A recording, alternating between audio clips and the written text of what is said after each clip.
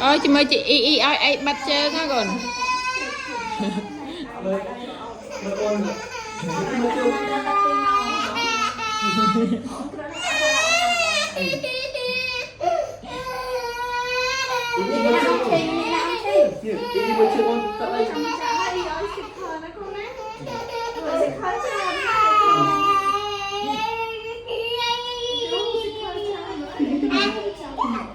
dùng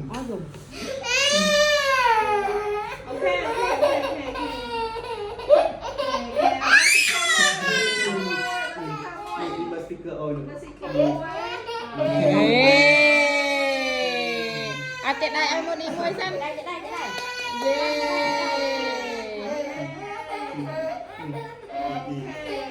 bằng kinh tiện này em đi mua trăng mơ ấy chạy có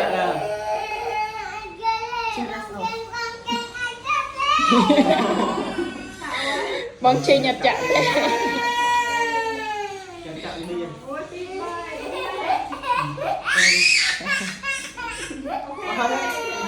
ai